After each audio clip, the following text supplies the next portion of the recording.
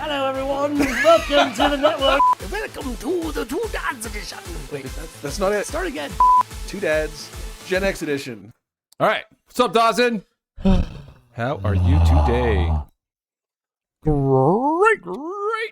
We're great. No, I was watching some FIFA. Mm-hmm. Watching the Cubs come back to beat the Mets. I love it. That's I know. actually my team. I know. That's why it's awesome. No, it's been good, man. Kansas City's been flooded by soccer fans, and Yep, they're discovering why Americans are fat because our food is so much better. yeah.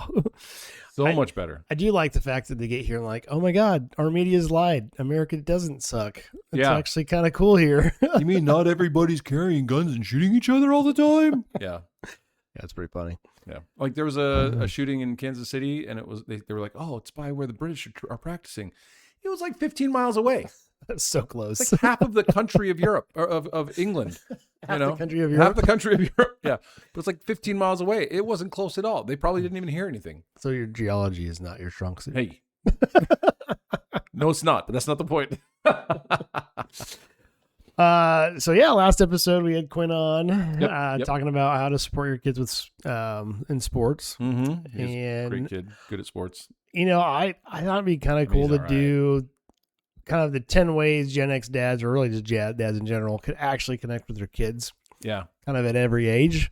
But I kind of like how we broke it down. Kind of like the first through 10, and all these compound, basically. So they all kind of get better, and as you do them, they build those bonds with your kids in a way that just truly embraces that long-term connection and down the road friendship with your kid. The biggest mistake parents make now is they want to be friends and not parents. Mm-hmm. And and you can tell those kids are complete a-holes. They don't have any structure. They have no ambition in life.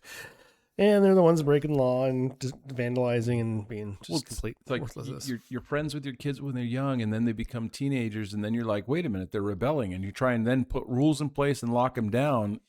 It's too late. I've said it before. It's too late at that point. It takes a lot to change that dynamic after the fact. Right? Oh, yeah, 100%. You start early. But anyway. As a kid, you remember growing up, your dad gets home, you're excited, you run, get your glove, you want to play catch, or you get your bike out, and he cracks a beer open, and just like, not now. Yeah. You remember that? Yeah. A lot of my friends had that experience. Yeah, I didn't either. I don't remember that, him coming home at all. Yeah. No, for me, my dad would get home 7:30, 8 o'clock at night. Dad? So sometimes he'd get home, around dinner time, but most of the time it was right before we were going to bed. We were all excited. I mean, he'd come home and we'd all just bum rush him and, jump on him, give him hugs, all that kind of stuff. And then we'd have to go to bed right after because he worked so hard. He worked long hours, Well, and that's kind of how the mentality was kind of back then. Now we're starting to see a lot of the dads shift to, okay, I want to work more normal hours. I want to get home, play with the kids. And you get the blue collar workers. I mean, they are working hard. You get tired. I mean, even now, like I come home, I'm like, I'm ready for bed. 'Cause, I leave at 6 and I come home at 8, and I'm just, my legs hurt. I'm tired and I just want to veg kind of thing. Yep. But back then, I really valued my time with my kids and loved it, because that was honestly my only goal in life. Like, I wasn't career.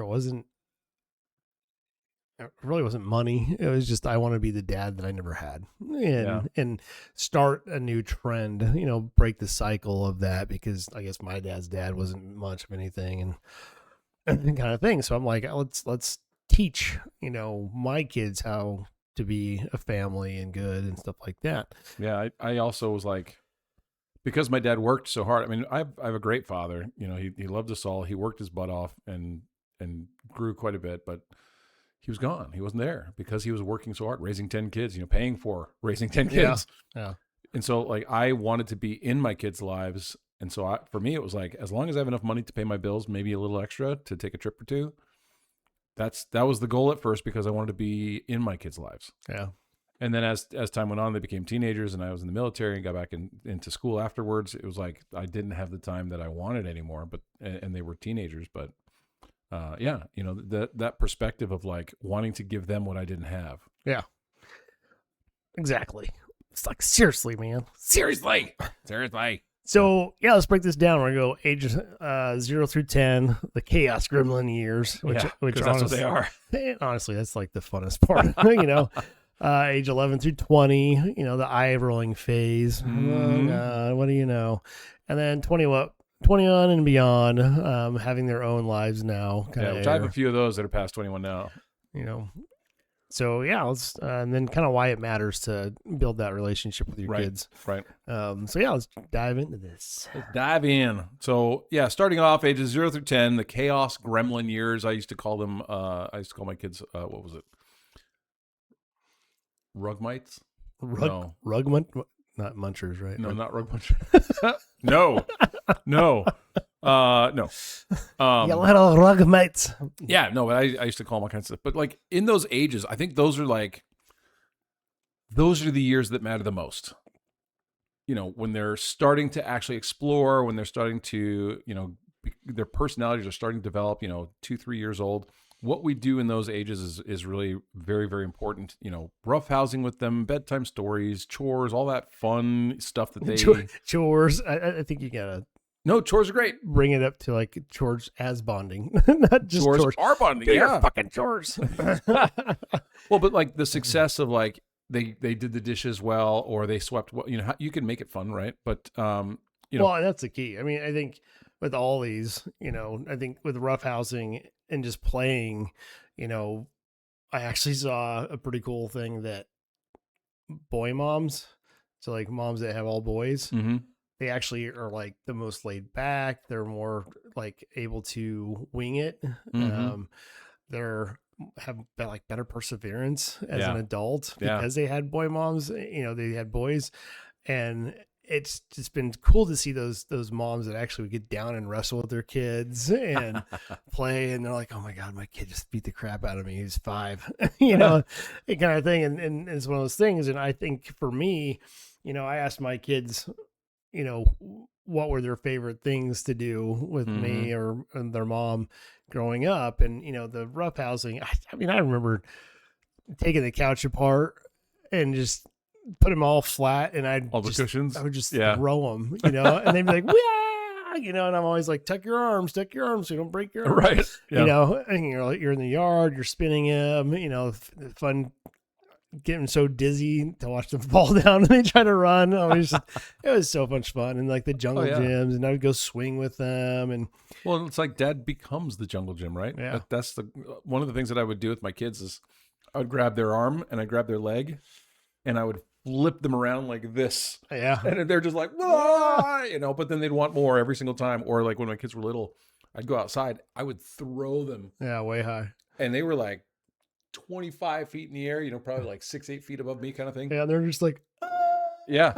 And they'd be scared, and then I'd catch them, and at first they're like really kind of scared, but then, building that trust of like, you're safe with dad, right? Yeah. But subconsciously that builds like an actual, my dad is my safe. Like he keeps me safe. And it's just that time with them, you're building that energetic kind of rough house. You're teaching them through injury. We joked about that once when like I think Quinn fell and he scraped his leg and he got up and I'm like, safe. And he's like, starts laughing. And all the kids in the neighborhood were doing and that. And then suddenly all the adults are like, wow, he didn't cry and run off and get all emotional. I'm like, yeah, that's what you do. If you go and pamper them and go, "Oh my God, are you okay?" Well, and then they think, "Oh, I get a lot of attention when I get hurt." So then you find they want to try to hurt themselves more. And so we had the whole neighborhood, any kid that fell, like all the adults would be like, "Soup." And they're like, "What?" We're not even playing baseball. Well, and the thing is, like, as kids grow up, when they're little and all that kind of stuff, one, it helps them get their energy out in a healthy way with a healthy parent, right? Hopefully. But like when they get, when it gets to later on and going to bed, some of the rituals and the things that we do, you have this active, fun, and then you get to calm down, just be like, all right, now let's read a story. Hey, I love you, that kind of stuff. They learn time and place, right? There's certain times where roughhousing and fun is absolutely appropriate, and there are times where it's time to be quiet and time to be relaxed, and and that's part of the structure that you build, but you start early, right? Yeah. So what were what were some of the things that you would do to kind of roughhouse with your kids? Well, I mean, one was just throwing them all the time onto pillows and blankets, and I had them. I used to put them in their sleeping bag, and then I just let them slide down the stairs, and they'd be like, Right. that was so much fun, and and we built those forts. We built forts out of the couch. We had a nice L couch. It was a long L. And so I'd make that fort so they could crawl all the way in and around. And there's times they'd sleep in it. And when we were done with it, I'd throw them at it and it'd collapse. And then the one thing I really made sure I taught them is when they were done playing to pick up after themselves. And so it's like, okay, let's put everything away. And that's kind of the chore part of it is you're doing the play, but you're also teaching them how to take care of themselves, pick up after themselves. I'm not, and I would say this to them, like, I'm not your slave. I'm not your little personal bitch. I'm your parent, and this is our home. We're cleaning it up together. And I would clean with them, and I'd go slower than them. And then, on purpose? And I could see them start stalling a little bit, and so I would stall.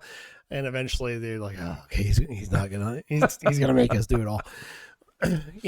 Like they'd get one toy out, and then if they stopped playing with that toy for more than like 5-10 minutes, I'd say, okay, you haven't played with that toy in a little bit. Why don't you go ahead and put it back? And Quinn was really good. He's like, but I'll come back to it. But it got to the point that I didn't even have to remind them anymore. And they're like, hey, we got 10 more minutes. And I'm like, okay, we're playing. And then like, hey, it's time to pick up. We got to get going. Yeah. They never argued. They'd like, oh, okay. And then they'd just pick it all up and it'd be clean, kind of thing. But yeah, going in the yard, I actually made a really cool, I took small PC pipe. You took pipe? And made a sprinkler system. It's like a long tunnel that they could run through and go back and forth.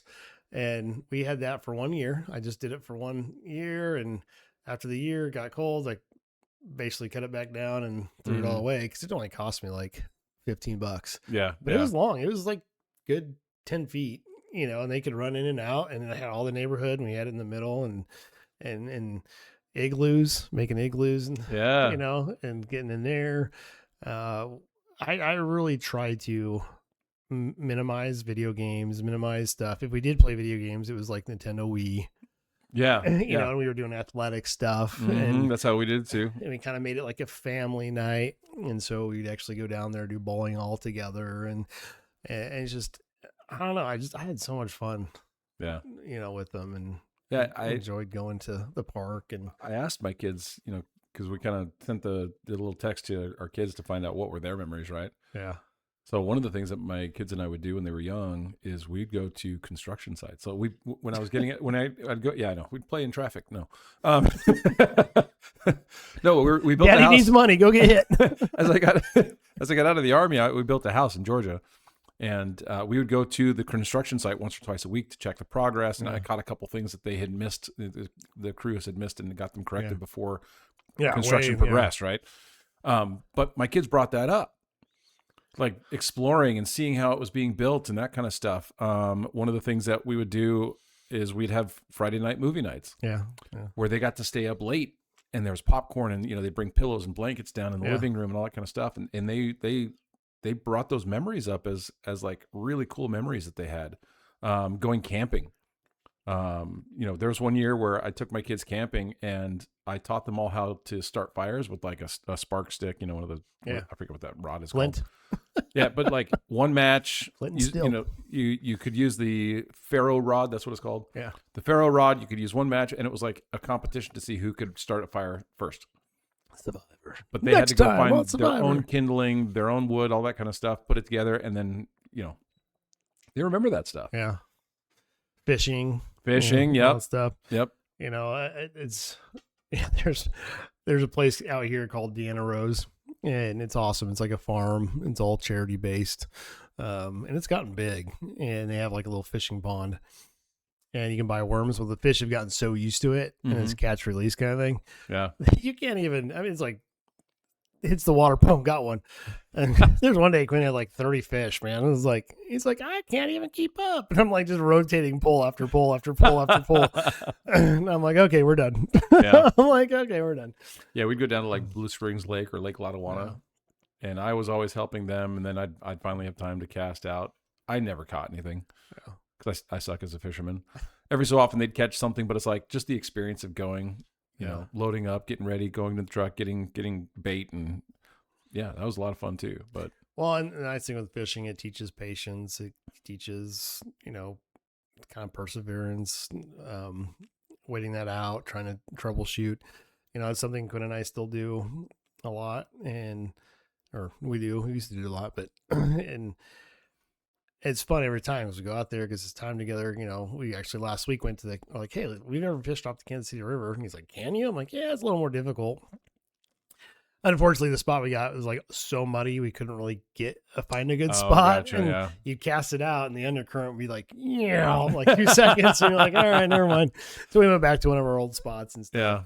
yeah, But those are the small things, just outdoors, being interactive with nature. You know, I know they love hiking, and you know it's something they do with their mom a lot, and it's just one of those things that when a child values the planet and the earth in a way, not to be like hippie-ish, but like just understanding the nature of earth and how much the sun helps you centering your energy. And those are good things to do with your kids, and you're out there just having fun instead of being stuck on a fucking phone. right. And I've seen the difference between two kids having a semi-blended family for a little bit. You had the super active kids, and then you had, you know, mine, and then they had them. And just the attitude was like with theirs were just worse. And it's like, why do I have to do this? Why do I have to do that? Or mine, you know, they're cleaning their house, they're cleaning their rooms. You know, they wouldn't argue if they did. I'd be like, right. I was like, you done? The way that I did that when they were like, oh, you know, they'd start resisting doing their chore. Like, you want to do something else? You want to do more? Yeah. Like, I'll trade you. Well, not I'd trade you, is I would add to it. Oh yeah. So then it was like, well, they'll just do theirs. What kind of did you have like any like bedtime rituals or anything like that? Yeah, I mean, I think bedtime rituals are insanely important. I think it's really important to have a set time every time, where you eat your dinner, then right after dinner, you brush your teeth, bath, and then read. We have an episode on the values of reading with your kids and how it is such a bonding thing with them, and it promotes imagination. It promotes, even the roughhousing promotes that, but it promotes better learning, vocabulary, comprehensive skills. It's such a great thing. And with mine, I would try to find books and I do accents. And I'll tell you, Hagrid is so hard to do out loud in an accent because it's broken English. It's like, I'm like, can't, fuck it. I'm doing normal English. I can't do it. But they would love like the voice because I'd like Hermione. I'm like, oh no, Harry, why are you doing that, Harry? You know, and it's like Hagrid kind of thing. Yeah. And it just was so much fun. And there's times we'd do build on stories.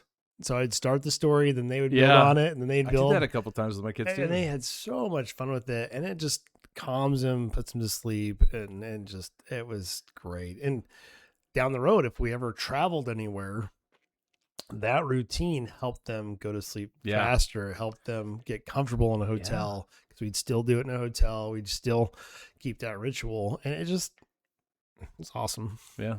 It was so much fun. It's actually one of the things I looked forward to. Oh, yeah. And after the divorce is the one thing I miss.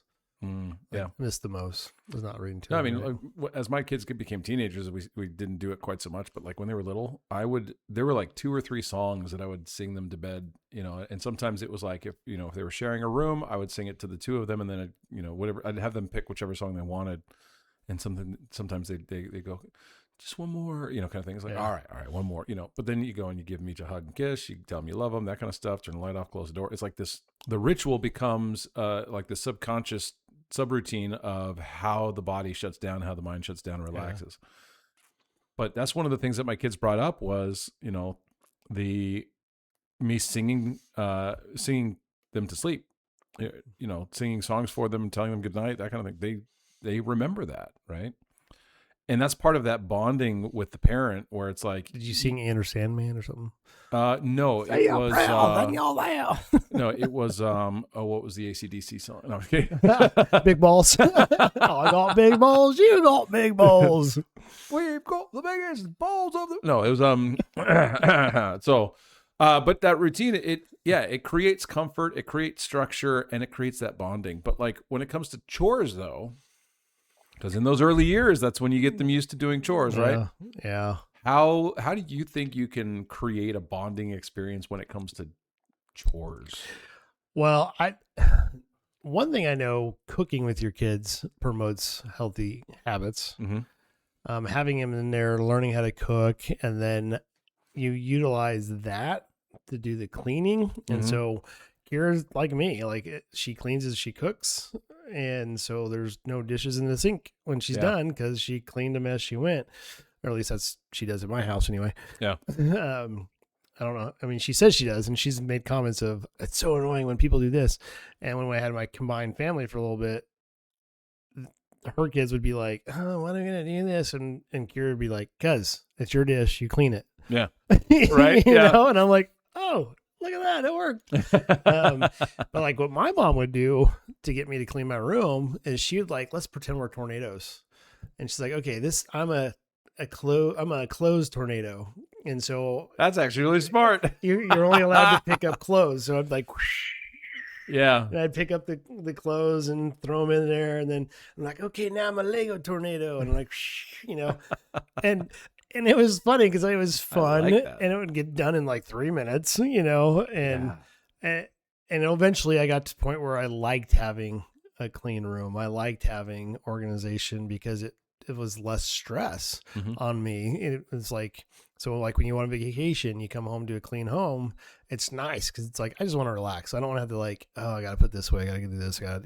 Yeah. And so teaching them the habits, like the vacuuming, I'd chase them with the vacuum. And then, they'd chase me, kind of thing. And I always pick chores that like were easy and they can feel accomplished. It's like dusting and, just picking up your own toys and stuff like that. But I just tried to make it more fun and entertaining. But I tried to teach them to do it as you go. Yeah, one of the things that I would do with my kids is like when they were younger, I would do it with them, of course, teach them the things. But one of the things I talked to them about was, when somebody cleans their house by looking at the corners. Yeah. And the edges of a carpet. Because everybody vacuums eventually, but not very many people take the hose and actually like sup the corners and edges. Especially with pets. Yeah. And then like for dishes, it was the dishes are done when the counters are wiped off, the stove is clean, the microwave's clean, the sink is scrubbed out, and the disposal's been done. That's when disposal. That's your military dad there. Disposal's done, boys and girls. You leave food in there, right? Yeah. It stinks. You get bugs. The fruit flies. So I hate bugs in a house.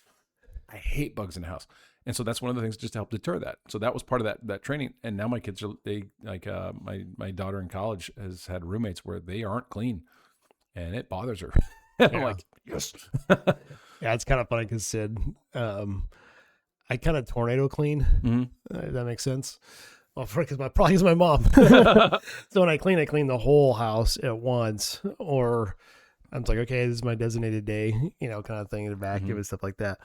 And so she's like me. She's like, I hate dishes in the sink, and she's the first person I've been in a relationship where we don't have like, you vacuum, I do this, you do that. Right. We literally both just see it. It's like, oh, this is kind of getting gross.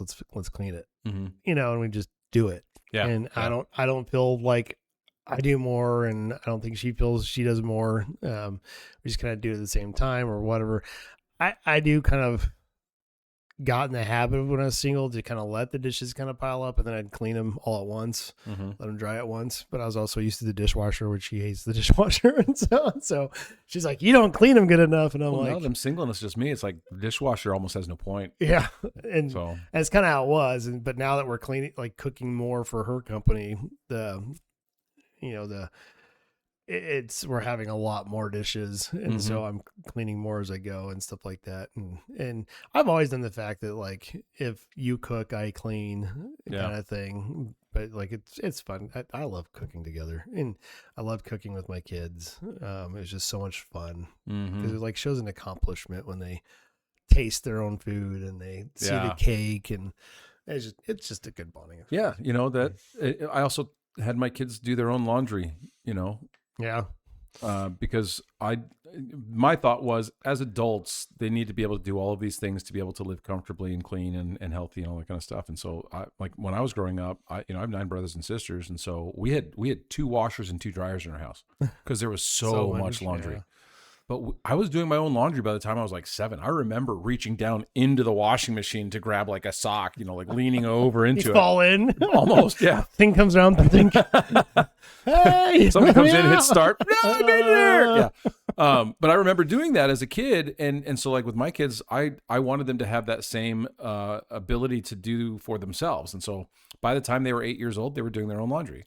Yeah. And then, and we're going to move on to that, the 11 through 20, the eye rolling phase. But like when it came to laundry as they were teenagers, because I have 5 kids and then there's me, it's like everybody gets their own day. So now they have the ownership of a day. If they forget to do their laundry, sorry, you better ask permission for whoever's day it is. And then there was one day where it's like anybody who needs to can do theirs because it's an open day, but they had an assigned day.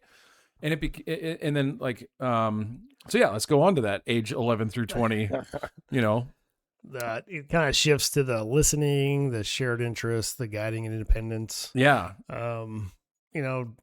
The teaching the real skills kind of thing. Yeah. Kind of like dealing with negative peer pressure, identity, failures, successes. So yeah, it kind of breaks down to like the listening without fixing, which I struggle at. Sharing hobbies, they start getting more interested in what you kind of like to do. And they've grown to it. And if they don't, you don't push it. Yeah. You don't force it on them kind of thing. Teaching real skills, how to survive, how to fix things like laundry, the shower breaks. I fixed my own cars. And so I started showing them and teaching them. Yeah. But like when it came to chores, so after I got custody of my kids, I didn't want to be this overbearing dad where it's like, you do what I say kind of thing, right? Yeah. And I think I've talked about it in other podcasts where we sat down as a family and, these were the basic chores. So everybody had one major chore. So like dishes or vacuuming or, whatever. They were responsible for their own bathrooms, their own rooms. But we would rotate through the chores. They would pick out of a hat. Oh, yeah. And you couldn't get more than 2 in a row because it's unfair, but we started off with 1 a month, or we'd change every month. And then I found that they would just get lazy. And so I was like, all right, we're going to fix this. You have a chore for a year. That's how I grew up. And they were like, no, we settled on like every 3 months. So that was enough time where they had to do their chore. Right. Yeah.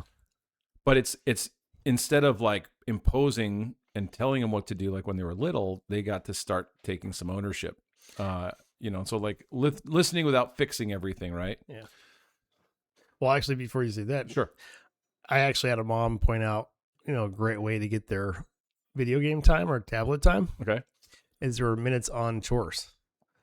So, oh yeah. So if you vacuumed, you got 10 minutes of tablet time. If you, I've got a client that does that. Yeah. Like all those things. And so, but the max they could get was 30 minutes. Okay. And so it was kind of cool. I'm like, oh, that's kind of a cool idea. She goes, yeah, it's like the kids wake up, they get ready for school, they brush their teeth, and then they literally rush to like pick their chores because it's like vacuuming the whole house is like 25 minutes. Yeah. But you have to vacuum the whole house, and you actually had to do floorboards and all that stuff, and they had inspections, and it really taught them.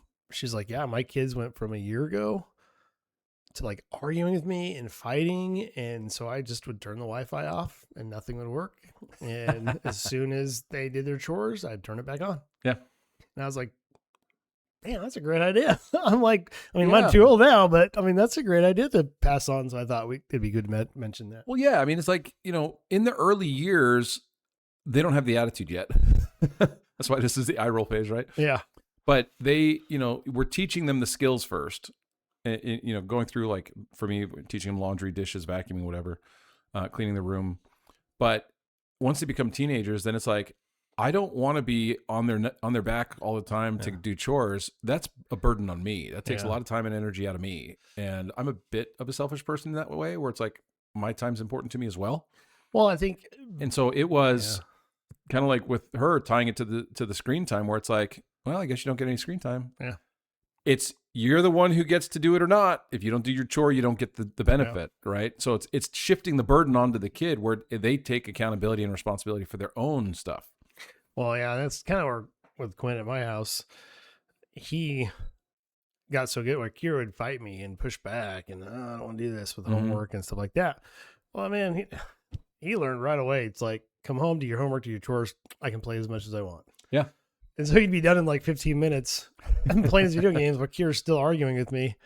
It's not fair. How come he gets to go play? I'm like, because he did his chores and did his homework. That's why. Yeah. Well, later I found out half the homework wasn't done right. So then I had to correct, I have him actually bring it to me, make sure it was done right, because he was rushing through it because he wanted to play. Yeah. Yeah. But it taught him that getting things done faster instead of procrastinating, you get more reward, more time. Yeah. And so it's kind of like learning to listen, putting my phone down and listening what they're talking about, ranting.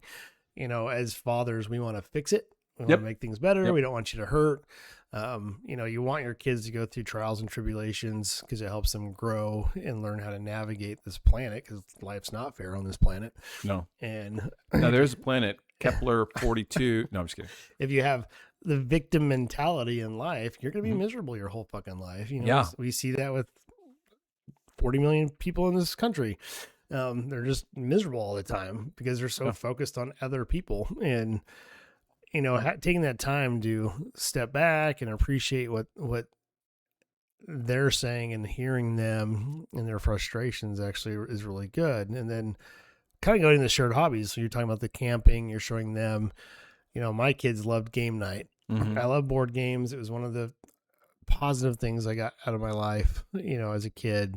It's something I always looked forward to. Ours was like that Disney Sunday night movie. Yeah. I think it was.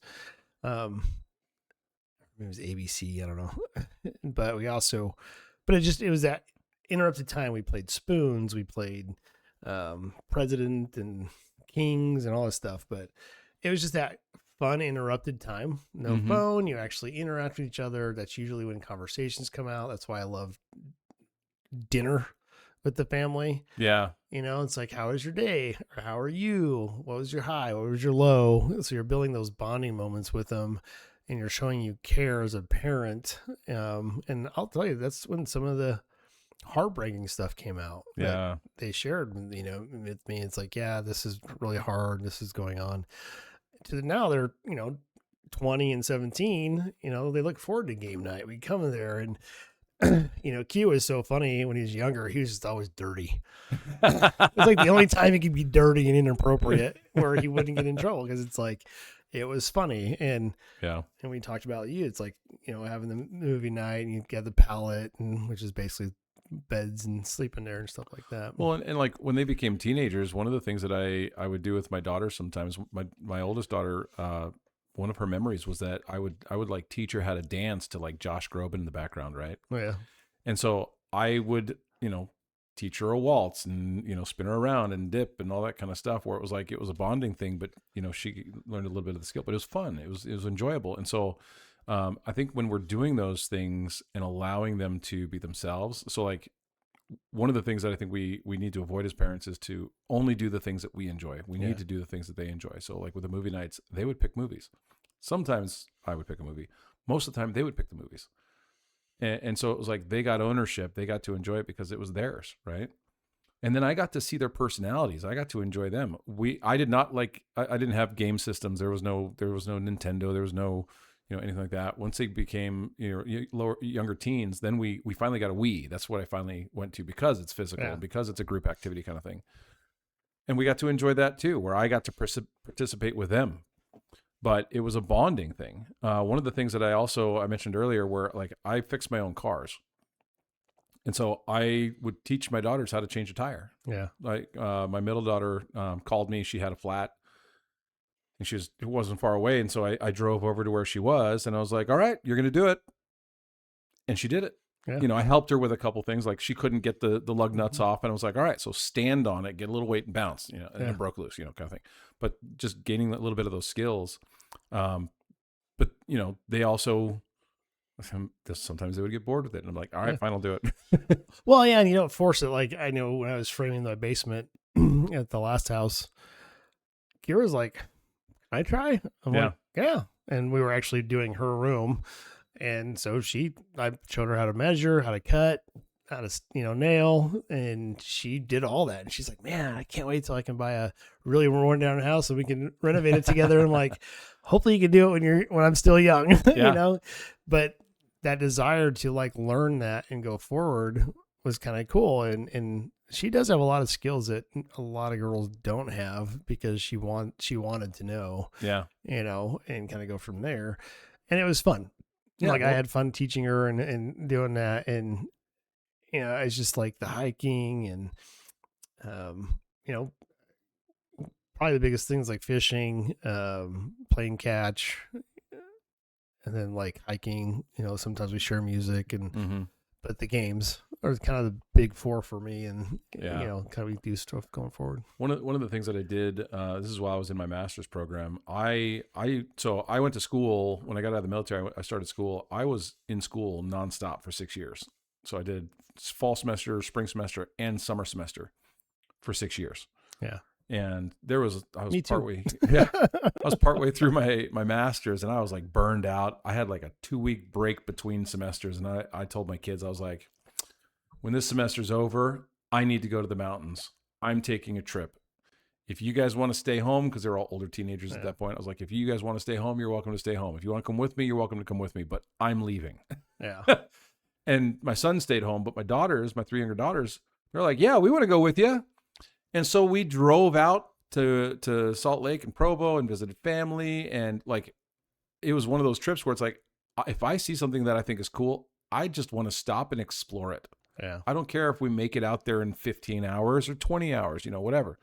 And so I've got some photographs that I have that are some of my favorite photographs that are from that trip. Yeah. And for me, it was really, really cool because my kids got to be there. I got to just enjoy the time with them. Now, when we got back, the transmission went out on my car. That's great.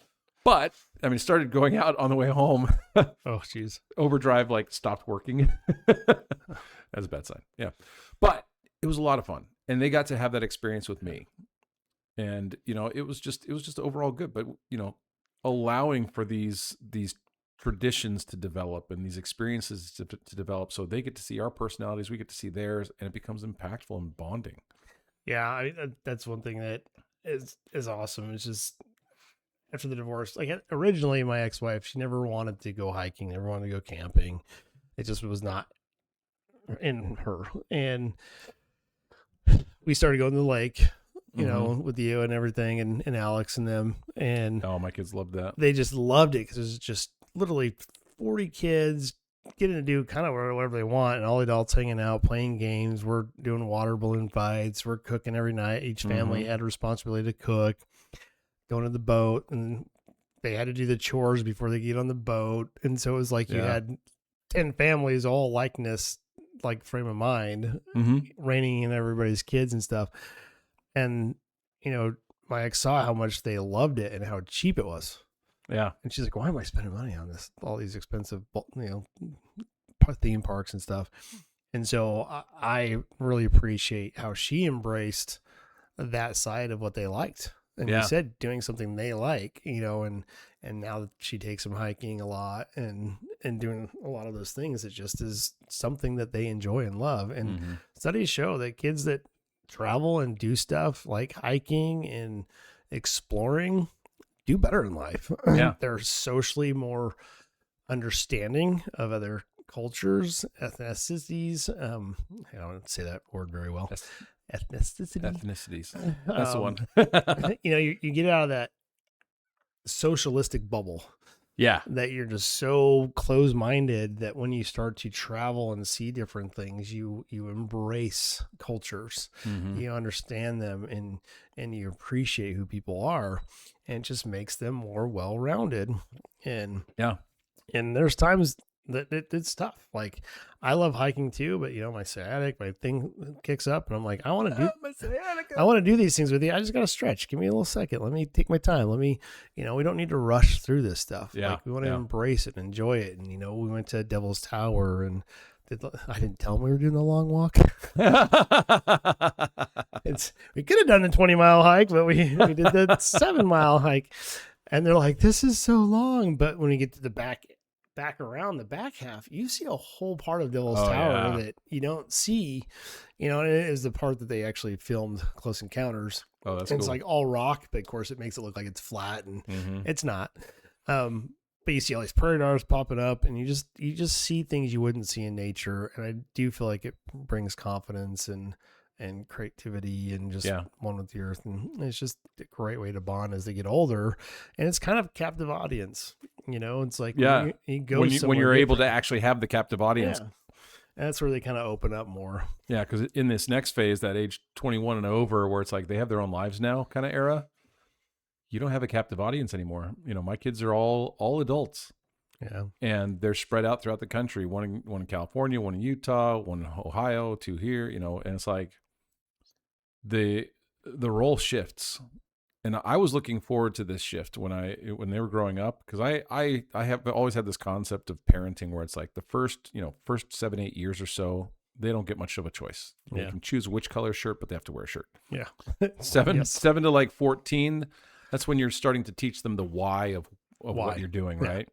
14 on up, it's like you're starting to let them have some independence, help them make the decisions. You kind of guide them in that, but they're starting to do their own thing. That's where consequences, natural consequences, but that's also where we start stepping back as parents too, so they can experience those things with still having a safety net, because once they become adults, the safety net's almost gone, Should be.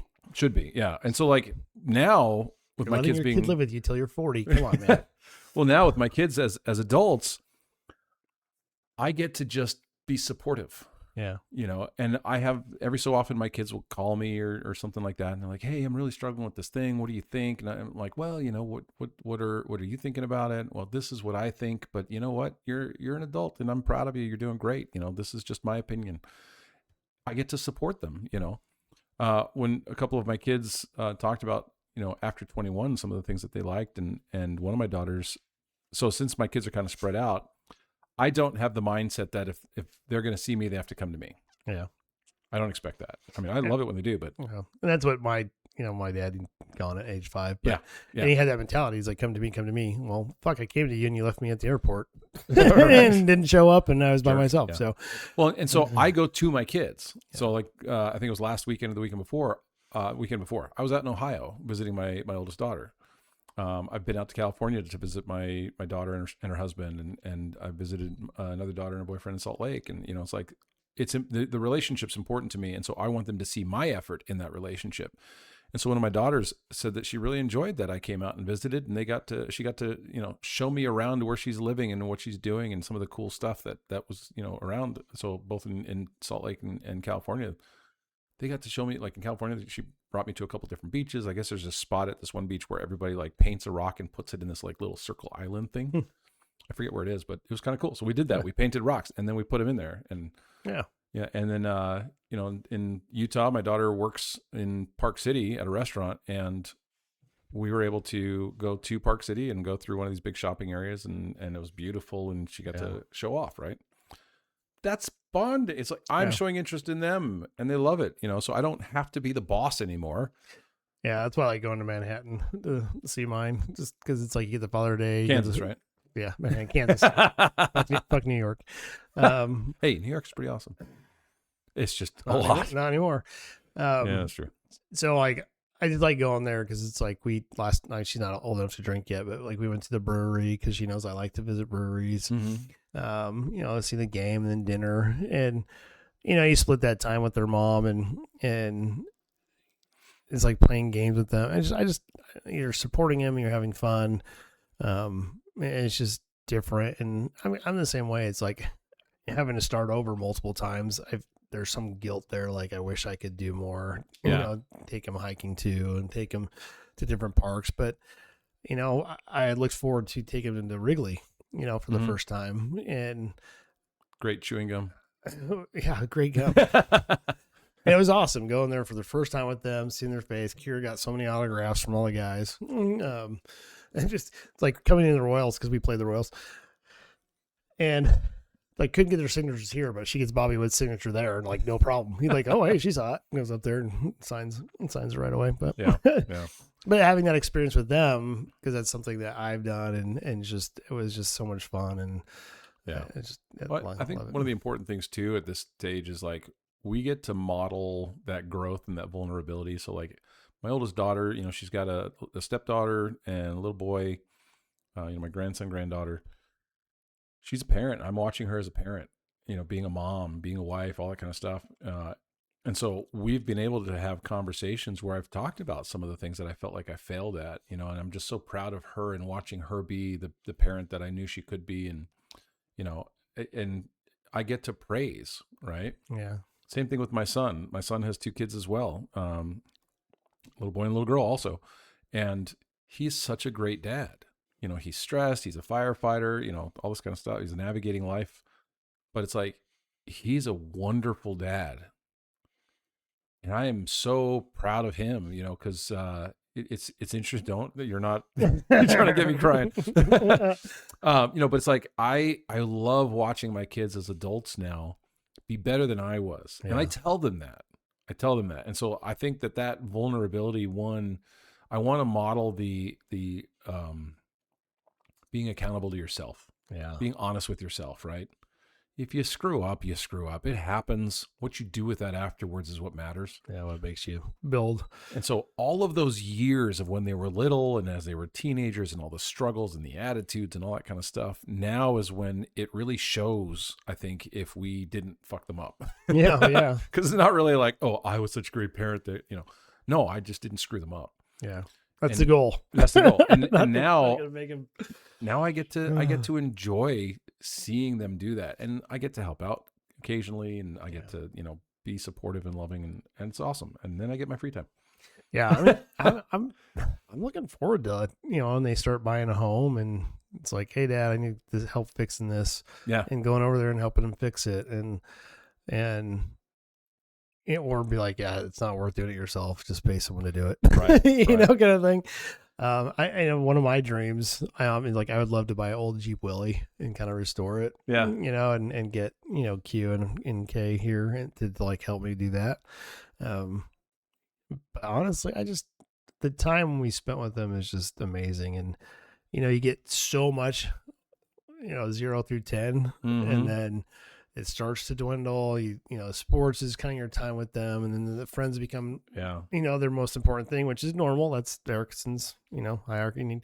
It's just normal for them to phase you out, and friends are more important. And I think as a parent, you have to hope that you've instilled those values and morals. That's the key thing, values and morals, that make them a good person and a good individual to society. And it's like you said, it's awesome to see that they are good people. To get compliments, it's like, oh my gosh, your kids are so polite, so respectful, so helpful. And it's like, okay, good. Right? Good job. Okay. Did all right. And I look forward to that next phase kind of thing. So for you, what's the culmination? What's the goal? Why does it all matter for you? I mean, honestly, for me, it's just, like you said, it's like, I want them to, have a better life than I did, to be better than I was, to have the experiences, the values that my mom entrusted with me and taught me. And I think I'm pretty good. I make mistakes. I've screwed up enough. And that's what you do as a mentor. You're basically trying to teach them to not make those same mistakes, to achieve more than you, and do better than me, and to not waste money and time in a way that makes life harder for them and makes them miserable, because life's so short. And so I just want them to be happy and be respectful, good human beings. Yeah. Down the road. No, I think, kind of along those lines where it's like always that idea of like, I want my kids to be better than me. I want them to make more. I want them to have better relationships. I want them to be happy. I want all that stuff better than I was at their ages, especially, but, we both have been through a whole lot of shit. Yeah, we have. And so much so, sometimes people don't believe it. Yeah, like, right. There's no way someone's gone through what you've gone through, and you're still a good person. I'm like, well, and so I'm not a victim. But that's the point. Is like, I'm not a victim because of those experiences that I went through. I don't want it to be that I'm just angry and bitter about it, and that's what they see. So short. I want them to see and emulate the growth aspect of it, that, to value themselves, to value their relationships, and so I want like, I remember a while back, it was a long time ago. I was talking to my two younger, my middle and youngest daughter. And I was like, why is it that women go after all these bad guys all the time? Why can't they just find, and they're like, that's not true. That's not true. Look at who we're dating. They're great guys. They're this and that. And I was like, yeah, but who raised you? No, not the but. No, but it's like, who raised you? Because they saw me, as much as their mom thinks I'm this horrible person, probably still, they saw me show love and respect and dignity and treat her well and not get mad at her and yell at her and all the stuff that typically kids see in relationships. They didn't see that from me. They saw me get angry. They saw flaws, of course. Yeah. But they've talked about how, like, my oldest daughter said that she wanted to find a guy that treated her the way that she saw me treat her mom. And she did. She found that, And so for me, the biggest thing that matters is that they recognize the good. Yeah. Help, hopefully forgive the bad. And that, again, they build on it, right? Well, or recognize the bad and move away from it. Yeah. Kind of thing, and not be stuck in that relationship because they feel like they have to. Mm-hmm. I want them, one of my kids, like, I love this person, but they have no ambition. They have no goals. They have no desire. I feel like I'm doing all the effort. I'm like, okay, how does it make you feel? It sucks. I'm like, okay, do you want to stay in it? Because I'll tell you right now, I was doing that with so-and-so, and how was I? She's like, you were miserable. You were sad, and we didn't like being around you. And I go, so is that what you want? She's like, not really. I guess we broke up the next day. I was like, and that's the thing, is like, you can't change people. Yeah. Just because you want them to. Just because you see the potential doesn't mean that's who that's who they are, and they may not become that. And you have to be honest and real about that, right? But we have to be able to build ourselves. Yeah. And so that's what I tried to show my kids, I think, was, throughout those different stages, prepping them, teaching them, and then showing them the value of the growth, hopefully, and the forgiveness and all this stuff. But yeah, and so it's like, we have so many years. And that's one of the things I realized a long time ago was we only have them for about 18 years. Yeah. And the next 50, 60 or so, we're observers. And that 18-year period, 19-year period, that's the time that we can create a relationship with them that maintains that relationship later on in life. And if we fuck that up because of our own stupidity, our own pride, our own whatever, we're going to spend years and years and years trying to just try and get to some kind of normal. Yeah. I didn't want to do that. Yeah. And I just, as divorced, it's like, it's kind of funny because when my dad leaving and not really putting much effort because of my stepmom, she made him feel like, well, this is our family now. Screw your other one. Yeah. Yeah. And ironically, the last person I dated, that was her attitude too. Like, she was trying to phase my kids out. And she was a great person. And she finally admitted it. And I'm like, you're such a piece of shit. Yeah. And I wouldn't let that happen because it's like, that's what happened to me. I'm not fucking doing that. I would have failed at my life goal. Yeah. Like, Right? I was 7 years old, and I just said, I just want to be a better dad than I ever had. Mhm. And I used to joke, I'm like, I just got to call you once a year, and I'm a better dad. And Oh, that's so bad. I'm so sorry. no, it's true though, and it's one of those things that it is. It's hard, and I really had to take a step back and say, what have I done? What could I do differently? And it is harder when you're divorced Mhm. because depending on who your ex is, you could be competing all the time for that time, that bonding moment, and you got two ways to look at it: you're a victim, or you embrace what you got. Yeah. And it took me a while. Like I embraced it at first, but then like financially it was hard to stay in that area. And the further I got out, the more distance we had. Mm-hmm. But the last 45 years, I've really just embraced what I have and what I can do. Yeah. And luckily I have a fiance that is just awesome. She embraces it. She encourages it. She's the one that's like, hey, don't forget this, don't forget that. Yeah. Hey, let's have a game night. Let's do this, because she enjoys it too. And she loves getting to know them and understand them. And she supports family and she supports them in everything they do. Yeah. And it's just awesome to finally find someone that actually gets it. Yep. One of the things that I don't really talk about my ex-wives. That sucks that I have to say that. Your But future I ex-wife. don't talk about them directly very much at all on the podcast, right? Yeah. Because it's not really about them. It's about my perspective, Yeah. the life that we've lived, that kind of stuff. There is something that I feel really bad for my first wife about. I feel really sorry for her in this way. She didn't get to be a part of, by her own choice, she didn't get to be a part of the rest of the growth of our kids, seeing them become the adults, the process of becoming adults. She didn't get to be a part of that because she chose not to be a part of it, apparently, is the only thing I can figure, right? Based on evidence, right? And it could be jealous And of you. But I'm so grateful that I got to, Yeah. because as a dad, I mean, as a dad who, my dad was great, but he worked all the time. And so he wasn't around as much. And that's one of the reasons we moved here to Kansas City, was so that he didn't have to work as much. But I am so glad I got to be a part of and to watch my kids become the amazing adults that they are, flawed, but amazing adults that they are. And, I feel sorry for their mom that she didn't, Yeah. and Well, and I actually will give props. My ex, we were just so miserable that we didn't really embrace much family. I mean, we did. And one thing I really appreciate is we parented very similar and same goals. Yeah. And I think she became a better mom after the divorce, because I don't want to say forced her to be a mom, but I guess I think she realized that life's too short. Yeah. And she missed like the first 10 years really of their lives. And I appreciate her. She's embraced it. She's embraced what they like. She's very encouraging. I mean, my daughter just went to Arizona for a sorority conference and had anxiety to be on a plane to get by a stranger because she had to go by herself. She's never gone anywhere by herself on a plane. Wow. And she dropped everything and went with her. And I appreciate that she has a job that she could do that. I'm a little jealous of that, because I wish I had that I could just leave at 3 and go to their game, then come back.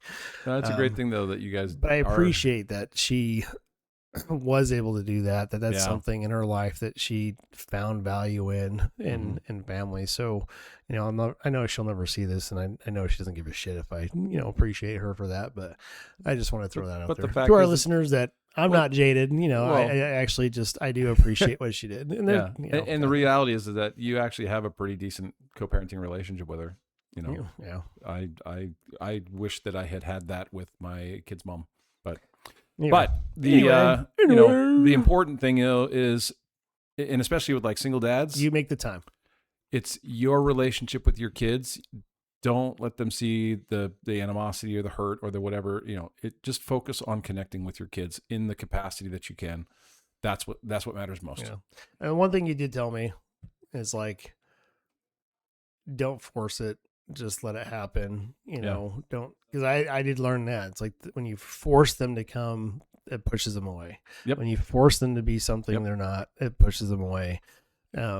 And so am I disappointed when they cancel on me? Am I just, Of yeah, course. of course. Yeah. But it's my right. But I don't make them feel guilty. I just go, okay, yeah, get your homework done. Yeah, Yeah, that's I had fine. a- That's I had a cool. We'll client figure who's- something else later. I had a client who was struggling with his relationship with his kids because he was angry and the ex was, there were a lot of problems with the co-parenting, all that.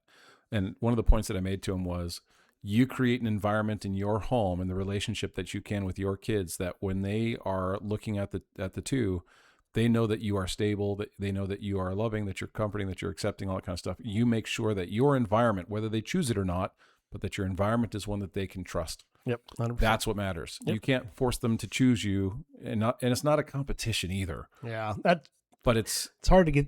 hard to get that out of your head. Yeah, Yeah, and honestly, I worry about that too sometimes. But it's Yeah, like yeah. I've tried to create a home where my kids feel welcome, they feel loved, they feel accepted, they feel supported, all that kind of stuff. Long game, that's what matters more than anything else. Yep. 100%. So. And if you like this episode, guys, check out our How to Put Your Kids First after a divorce. If you're going through divorce, stuff like that, because it really does matter. And Yes, it does. it's a great episode that helps teach you how to get through the divorce, how to put your kids first, how to remember that they're part of the divorce too. Oh yeah, It's not just you. It's also a your great priorities episode. in Yeah, that process. check it out. Yeah. All right. Well, thank you guys so much. Hopefully you enjoyed what we talked about today. And follow, subscribe. Yeah. And hopefully you're like, oh shit, I'm doing all these things. This is cool. All right, cool. Stay classy, Kansas City. We'll see you next time.